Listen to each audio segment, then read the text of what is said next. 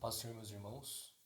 Hoje nós estudaremos a lição número 3 da classe Juvenis, classe Daniel.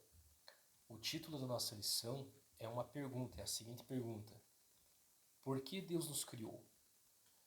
O nosso texto bíblico encontra-se em Hebreus, capítulo 11, versículo 3, onde a palavra de Deus nos diz: pela fé entendemos que o universo foi formado pela palavra de Deus, de modo que o que se vê não foi feito do que é visível. Um estudioso bíblico chamado Kenneth West escreveu: se o mundo visível foi formado a partir de materiais que foram objetos de observação humana, não haveria espaço para a fé. A ciência poderia apenas ter traçado de volta a sua origem. A evolução apenas empurra a declaração um pouco para trás. Existe ainda uma força invisível que não se submete à ciência experimental. E este é o objeto da fé. Em Salmos 33, do verso 6 até o 9, encontramos que, mediante a palavra do Senhor, foram feitos os céus e os corpos celestes.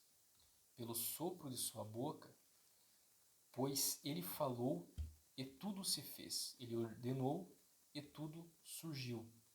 A criação visível não foi moldada a partir de materiais pré-existentes, mas foi feita a partir do nada. Os materiais do universo, sua ordem, foram formados por Deus. Tudo isso foi feito por um simples comando. O universo foi chamado à existência pela palavra de Deus. Segundo o Stanley Orton, os escritores sagrados não hesitam em atribuir Deus à criação do universo. Ao introduzir o tema da criação, Gênesis capítulo 1, versículo 1 responde a 3 perguntas. Primeira, quando ocorreu a criação? Segundo, quem é o sujeito da criação?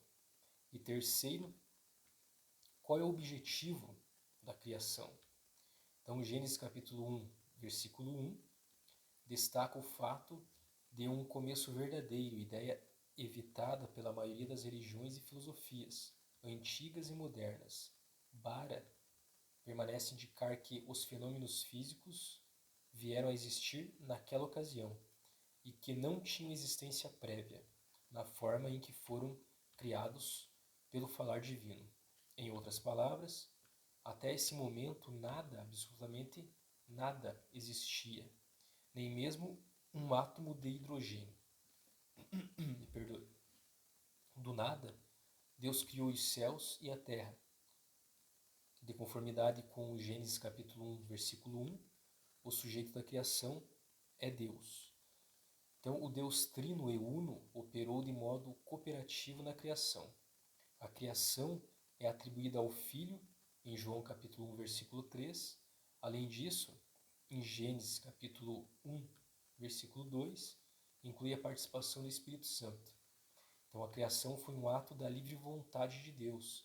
Ele tinha liberdade de criar ou não, né?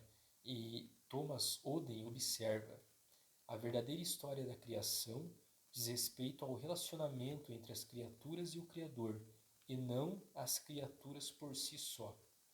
Como se a criação devesse ser considerada por si mesma autônoma, independente e inderivada.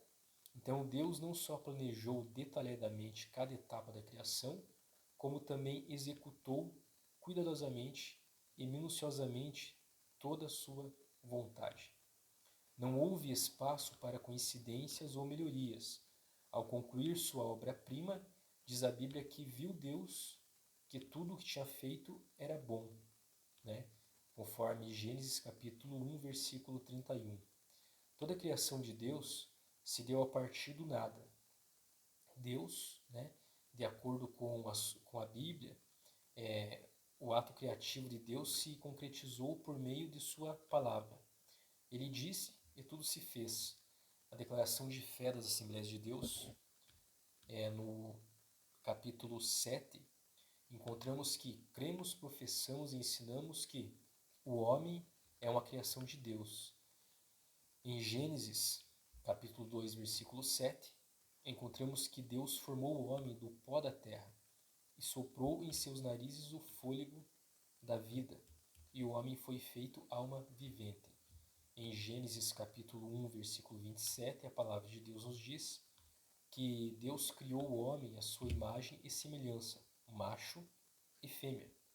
Trata-se de um ser inteligente e que foi capaz de dar nome aos animais, feito à semelhança de Deus, um pouco menor do que os anjos, coroado de honra e de glória e dotado, por Deus de livre-arbítrio, ou seja, com liberdade de escolher entre o bem e o mal.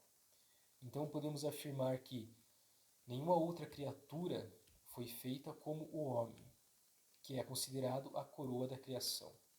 Adão é o primeiro homem, e dele e Eva veio toda a geração dos seres humanos que vivem sobre o planeta Terra.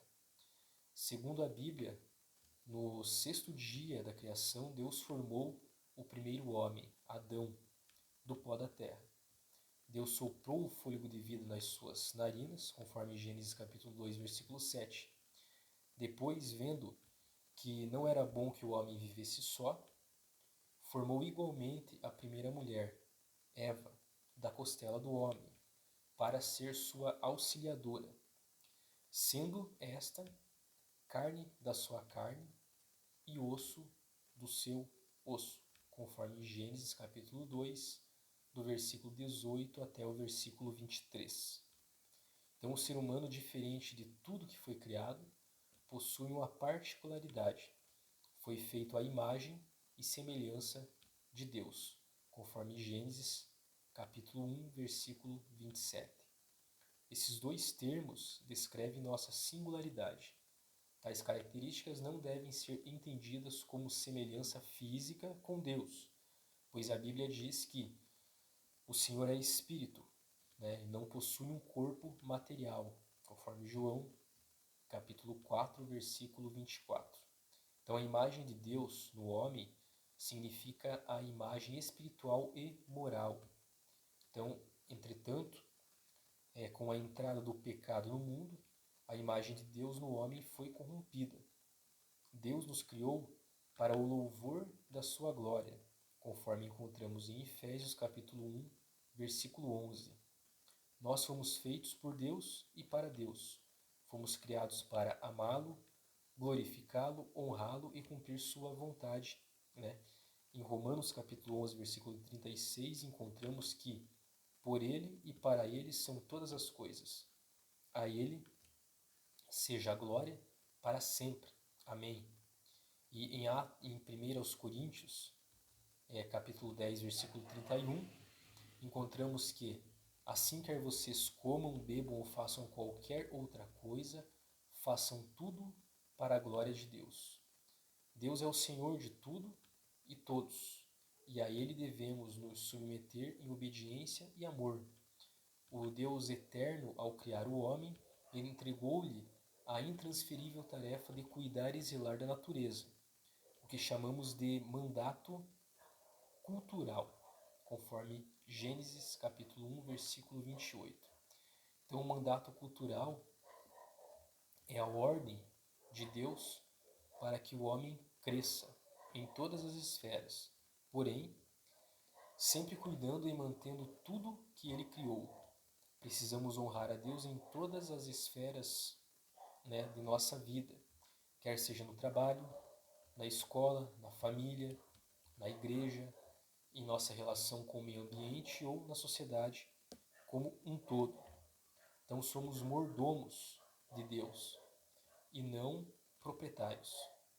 E como tal, precisamos evitar tanto a veneração quanto a depreciação da criação de Deus.